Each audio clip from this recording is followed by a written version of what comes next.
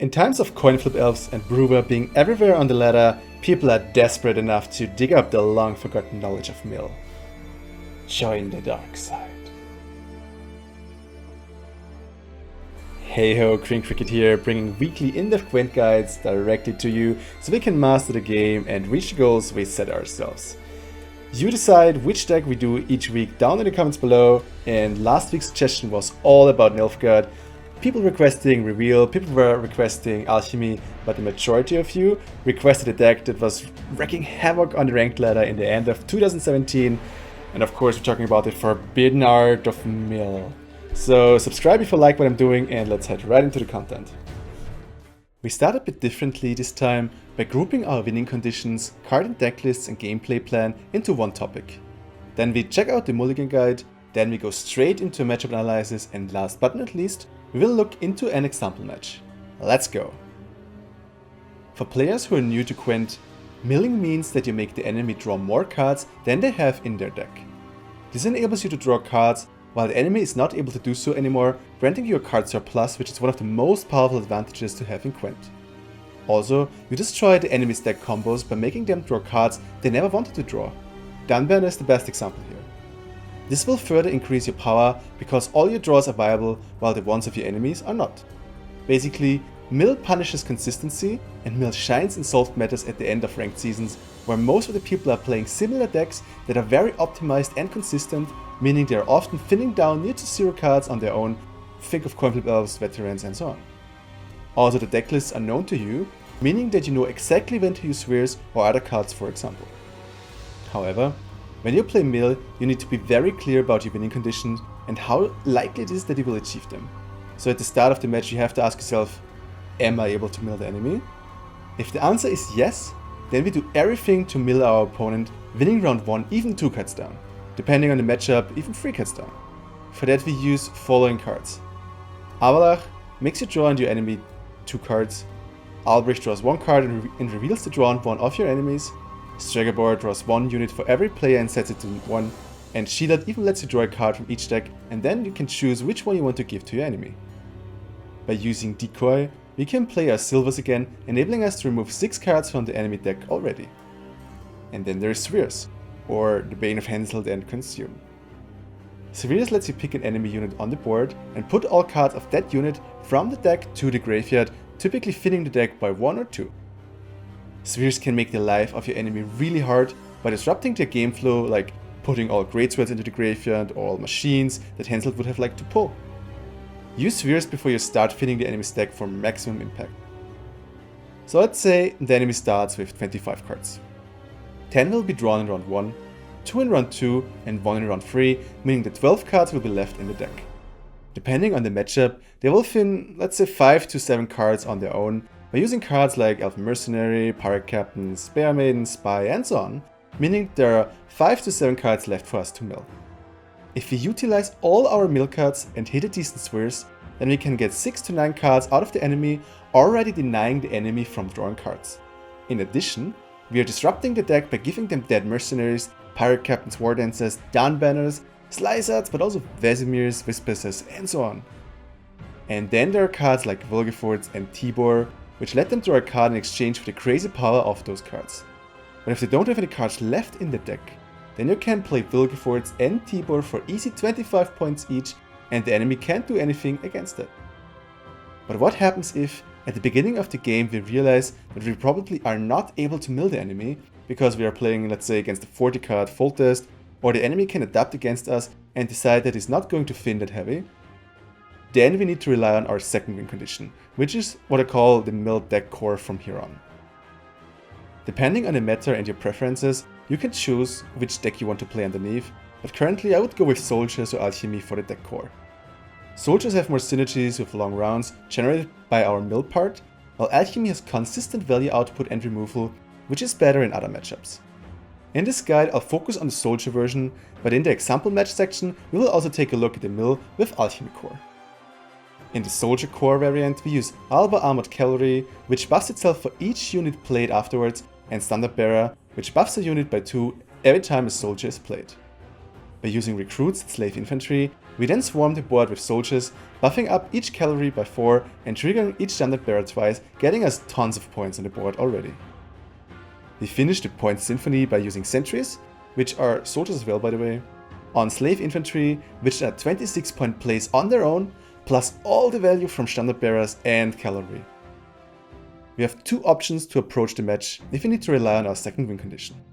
Option 1 is that we start by playing all our low value cards, which are basically all our mill cards, and save the soldiers and other combo tools like decoy for run free. Through the mill cards, we can get more soldiers on hand, setting up a long run free. We do this against decks which don't fin at all and can't be milled even if the stars would align.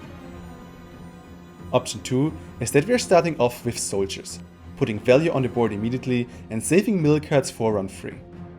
We choose this option against decks which we probably could mill, but we either didn't draw the right cards we need or the enemy can play around the finning. Typically, those decks then have shitty cards left in the deck which give them no or few points at all. By playing your mill cards in run free, you force the enemy to draw those, but since there is no mulligan left, they will be stuck with that card, while every card you draw will have solid points, like, let's say you draw a sentry compared to and the enemy draws an sir. Regardless of your goal, try to win round 1, because if the enemy controls round 2, he will either try to 2-0 you, or he will split your rounds in a way that you won't get value from soldiers. So you try to win this by having higher average card value than your opponent. Then we have supporting cards, which can help both win conditions. Decoy lets you replay cards like Spheres, Stregobor, Albrecht, Slave Infantry, and Recruits to further push into the direction you want. Runestone can either give you value or create more mill cards, maybe even a second Spheres. Nilfgaardian Gate has 2 targets, Spheres or Slave Driver, and is mostly used by me to access Spheres in round 1. Okay, let's look at the mulligan. If you can mill the enemy, then you want to have following cards in your hand. Your mill cards like Avallac'h, Shilad, Albrecht, and Stregobor, Nilfgaardian Gate, and Decoy. Cards you want to get rid of are Spheres if you have Gate on hand, Sentries, and Standard Bearers. If you need to default back to your soldier win condition, then you need to decide on your approach. Will you use your mill cards for better average value in run 3 and push round 1? If yes, then just get as many soldiers on hand as possible. Try to have sentries on hand in the case you also have recruit available, because otherwise recruit may pull your sentry earlier than you would have liked. Now let's check out the matchups and let's see how we could approach them. Greatswords. They have a lot of finning cards like Pirate Captain, Spear Maiden, and Krach himself, so go for mill.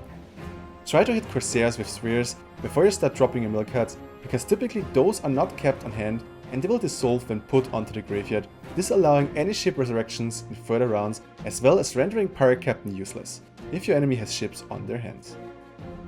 Let one Greatsword become big, and when it resurrects in round 3, use an offensive Wilgefortz to get rid of it. Greatsword players are only playing Coral, so don't buff one soldier but spread buffing on many soldiers so that Coral won't get value. Veterans. Veterans like to fin as well, so mill as much as you can and get those extra cards in round 3. It is essential that you control round 2 in this matchup, because veterans can throw big points in a brief amount of time, bleeding you in round 2. Spheres on Priestess of Fire can obliterate the round 3, because typically they're saving them in the deck using Reconnaissance to get them later. X-Men. This is one of the nightmare matchups. The newer lists typically do not run Freyas, so with a bit of luck you can deny some X-Men by spearing them and play one long round with all your soldiers. Milling may give them dead Corsairs, but if they manage to get Vetter on the board and you don't Herald into Vetter Clear through Runestone, long rounds will be your demise, so focusing on soldiers is probably the best alternative. Some people say praying helps as well. Coin flip elves. They like long rounds and so do your soldiers. Get hit by their cleaver combo and take round 1 going 2 cards down. Start milling immediately to make them get suboptimal hand with Airliren, Dead Mercenaries, War Dancers, and so on, giving them even more reason to abandon round 1 quickly.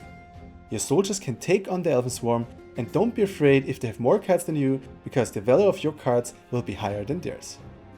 Alchemy. You cannot mill them, so we try to brick them. Spheres on Novice early will deny them the choice between Aeland Ointments, and in addition we play all mill cards in round 1. Try to get that swarm going in round 3, or the enemy will overtake you in split rounds. Reveal. Don't be afraid of the 2 cuts down in round 1. Sphere the alchemists and disable them from revealing their scorpions again and again. Thanks to the golems and the Allen soldiers, they will thin quite a bit on their own, so you should be able to mill them properly. Deathwish.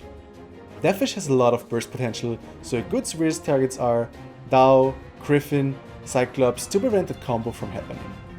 By aggressively milling, you may break their slicers, so try to push round 1 with your soldiers and then use the mill cuts in round 3. If you can, keep Vilgefortz for the Nova play. Neckers.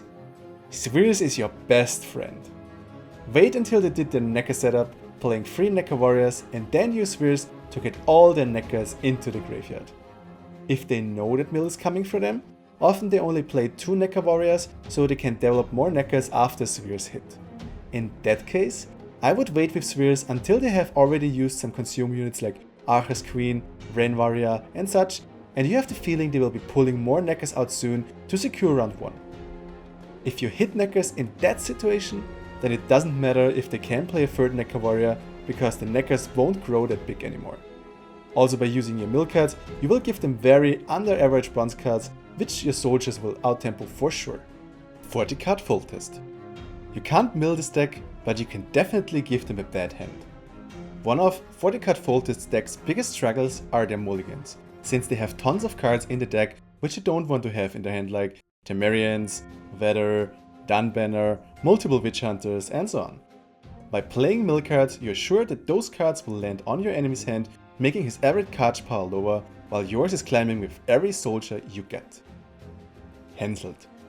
Use Spheres in combination with Emir and Decoy to get rid of battering rams or reinforced ballistas they get from Winch, and further make his Henselt wars with your other mill cards.